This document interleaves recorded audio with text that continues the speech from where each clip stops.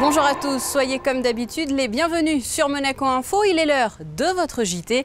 Voici les titres que nous allons développer aujourd'hui.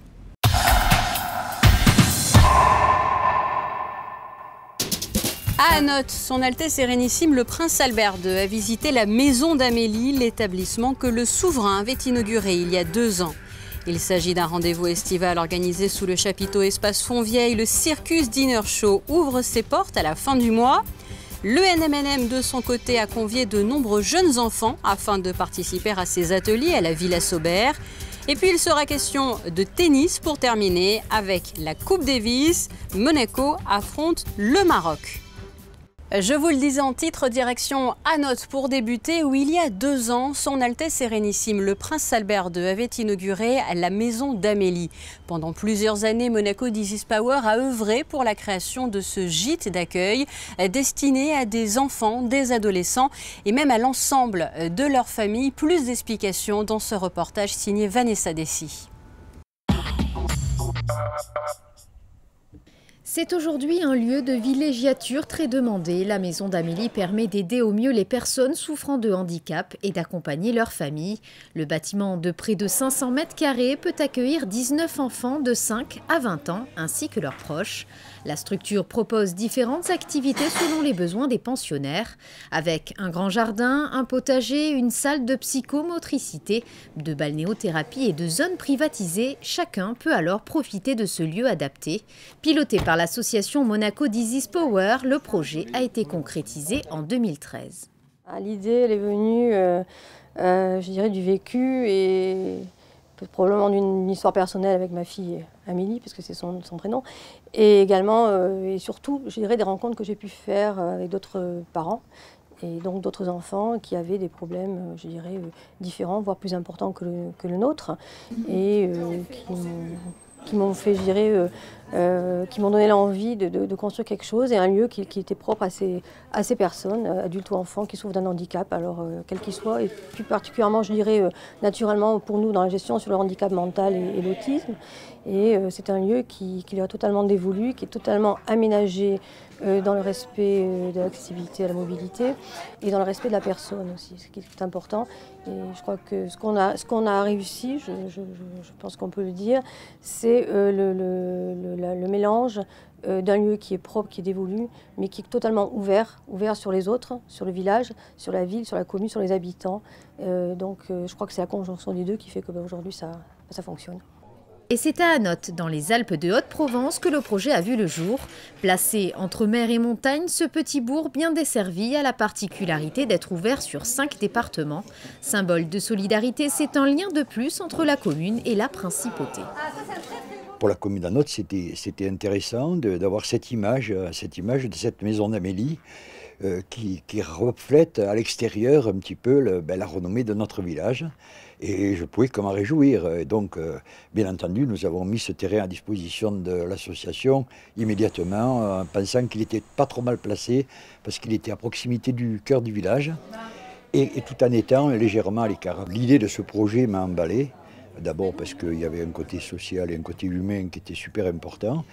Et j'ai donc vendu, si on peut dire, à Muriel le site d'Anote, en lui expliquant que c'était un petit village, mais avec les possibilités d'accueil partout, piscine, centre équestre, tennis, etc. Et la possibilité également que les enfants qui viendront ici qui seraient hébergés, pourront circuler tranquillement dans le village et ils seront toujours bien accueillis.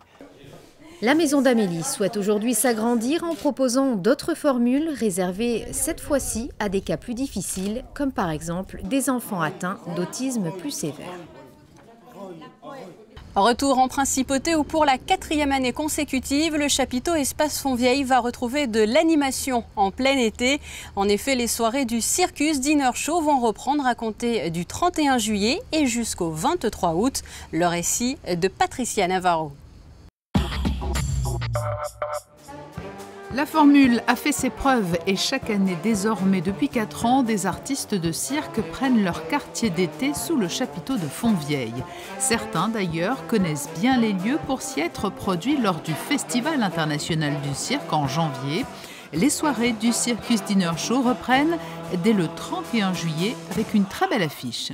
C'est entre autres aussi des numéros qui dans le temps avaient fait aussi déjà le festival, dont un acrobate de Russie qui est Igor Izosimov, qui a eu le clown d'argent, dont surtout le clown des clowns, David Larible, qui était clown d'or à notre festival et qui est un des meilleurs clowns dans le monde. Alors c'est vraiment du top là aussi. Et si ces soirées sont devenues incontournables dans l'agenda estival de la Principauté, c'est parce qu'elles proposent d'agréables moments, mêlant spectacle et gastronomie. Plusieurs menus sont proposés par le Fairmont, qui est associé au Circus Dinner Show. Je dirais que chaque année, comme les artistes, on essaye d'être un peu plus performant que l'année précédente. On corrige toujours les petits détails. Ce qui est important pour nous, c'est que le repas soit à la hauteur de la qualité du spectacle. Et c'est vrai que cette année, le clown qui est mis à l'honneur m'a donné l'idée. Et donc j'ai présenté à plusieurs reprises des produits à la princesse et on a essayé d'aller encore un peu plus dans la logique de ce bel événement.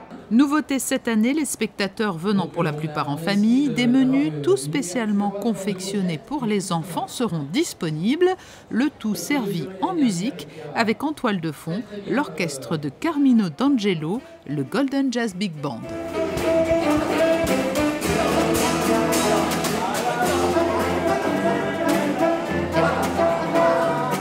Nous vous en parlons régulièrement au cours des périodes de vacances scolaires. Le NMNM organise des ateliers destinés au jeune public pour permettre aux enfants de développer leur sens artistique à travers de nombreux travaux pratiques.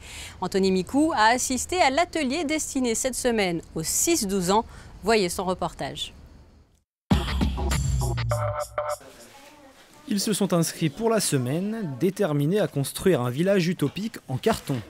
3 heures par jour, les enfants sont passés de la feuille de papier au volume, puis à sa représentation. Ils étaient conseillés par l'artiste sculpteur Stéphane Magnin. Déjà, il nous aide beaucoup. Je crois que sans lui, on n'aurait pas pu faire grand-chose. Il nous a expliqué toutes les bases, tous les principes.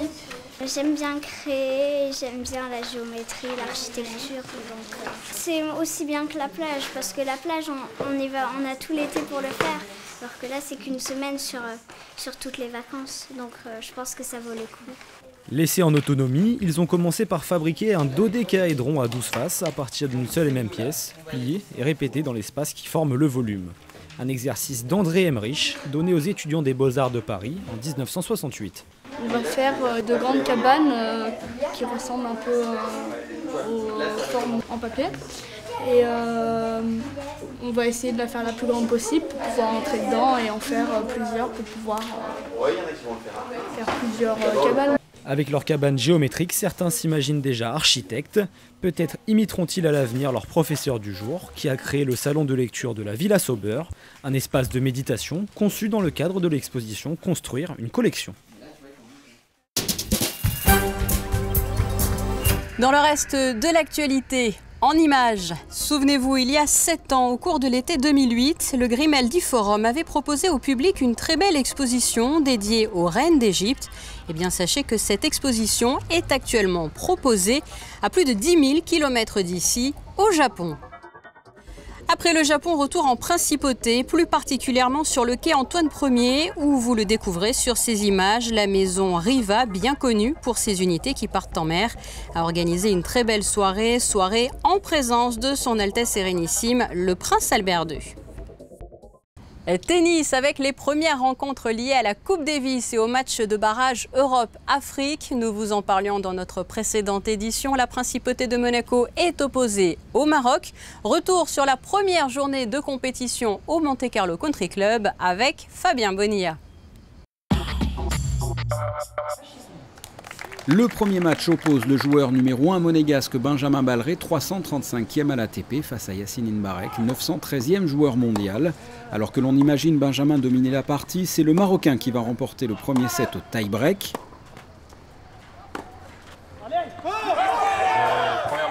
Yassine Mbarek est meilleur sur les points décisifs, Benjamin lui laisse faire son jeu, le Marocain remporte le deuxième set et plus facilement, 6-4.